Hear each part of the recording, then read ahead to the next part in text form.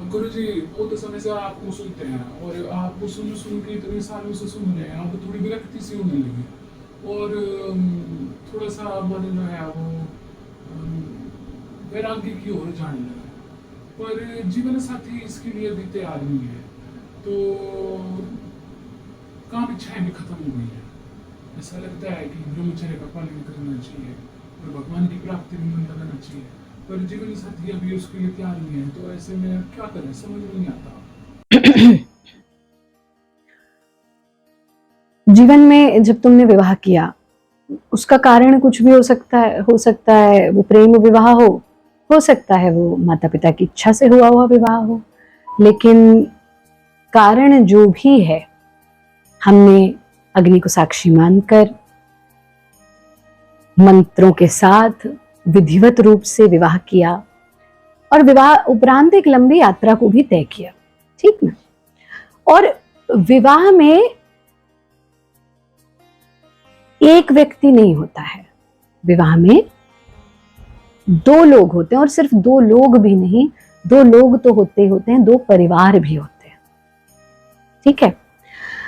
ऐसे में कोई भी एक अगर अपना एक डिसीजन लेता है, मतलब विवाह के बाद गृहस्थ आश्रम, इसीलिए तो गृहस्थ आश्रम का स्थान कहाँ है, आसान थोड़ी ना है गृहस्थ आश्रम का पालन करना। पर अगर वी आर नॉट क्विटर्स, हम भागने के लिए थोड़ी ना, हम किसी भी कर्तव्य को, किसी भी कर्म को जब लेते हैं तो इसलिए थोड़े ना कि बीच रास्ते में छोड़कर चले जाएंगे, बीच रास्ते में भाग जाएंगे, नहीं, वो संभव नहीं है। तो जब आपने एक आश्रम में प्रवेश किया तो आपका हर डिसीजन सबके विषय में सोच करके होगा और उनका हर डिसीजन भी सबके विषय में सोच करके होगा। और सिर्फ इतना ही नहीं, आपके बच्चों का डिसीजन भी, आपके परिवार के एक एक व्यक्ति का डिसीजन। गृहस्थ आश्रम में मनुष्य सिर्फ स्वयं के विषय में नहीं सोच सकता है। गृहस्थ आश्रम में अगर आप हैं तो आपको सबके विषय में सोचना होगा, और इसीलिए हम हमेशा कहते हैं कि परमात्मा स्वयं गृहस्थी हैं। गुरुदेव यही कहते हैं, परमात्मा स्वयं गृहस्थी हैं, जो अपनी एक एक क्रिएशन के विषय में सोचते हैं और सोच करके ही डिसीजन लेते हैं। सन्मार्ग पर चलना, और गृहस्थ आश्रम या पति पत्नी का धर्म सिर्फ सहवास के लिए नहीं है, सिर्फ शरीर की आवश्यकता की पूर्ति के लिए नहीं है।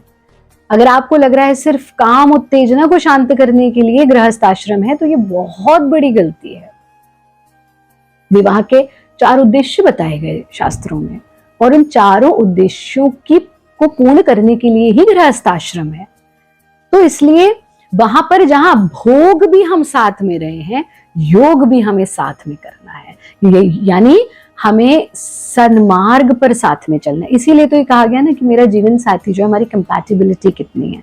हम हर अनुष्ठान में साथ में हैं, हर पूजा पद्धति में साथ में हैं, हम हर कर्म साथ में कर रहे हैं, और हम अध्यात्म की यात्रा में भी साथ में चलें, ये महत्वपूर्ण है।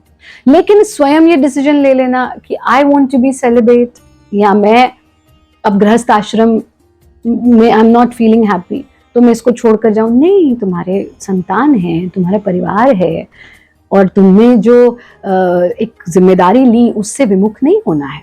हो सकता है कोई और मेरी जगह हो तो वो तुम्हें कहे हाँ ठीक है, सब छोड़ छाड़ के आ जाओ ना, तुम आश्रम में आ जाओ, सेवा का काम करो। पर अगर हम ऐसा करें, इतने बड़े पापी हम नहीं है, बिल्कुल नहीं। आपको एलिवेशन हुआ, आपने गुरु के ज्ञान को प्राप्त किया, आपने योग के जो सबसे बड़ा अध्यात्म है उसके ज्ञान को प्राप्त हुआ, और आपको गुरु को सुनते सुनते ये अनुभूति हुई कि नहीं, मुझे अब सेलिब्रेट हो जाना चाहिए, मुझे परमात्मा की प्राप्ति के मार्ग पर चलना चाहिए।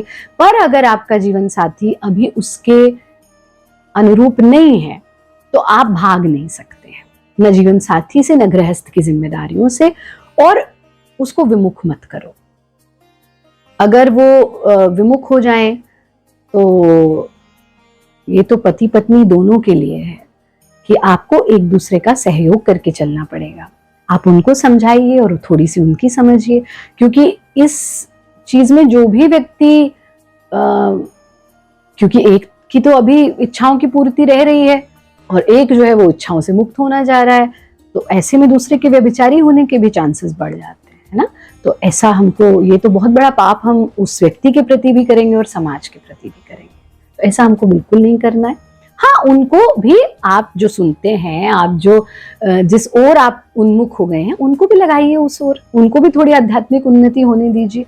लेकिन चाहे पति है चाहे पत्नी है, दोनों में से कोई भी एक ये सोचे कि नहीं I want to be celibate और मेरा जीवन साथी उसके लिए भी तैयार नहीं है तो मैं फिर उसे छोड़ दूं, या क्या मैं उसके साथ रह के गलत करूं? बिल्कुल नहीं, बिल्कुल नहीं। गृहस्थ धर्म का पालन यही है कि आप दोनों साथ हैं, और सिर्फ आप दोनों नहीं, आप पूरा परिवार साथ है, और एक दूसरे को समझकर हमें आगे बढ़ना है। तो ऐसा बिल्कुल नहीं करना, चाहे पति पत्नी दोनों के लिए है चीज। ये नहीं कि पति है, पति की इच्छा है तो पत्नी, पत्नी की इच्छा है तो पति, नहीं, दोनों को एक साथ अध्यात्म के मार्ग पर चलना है।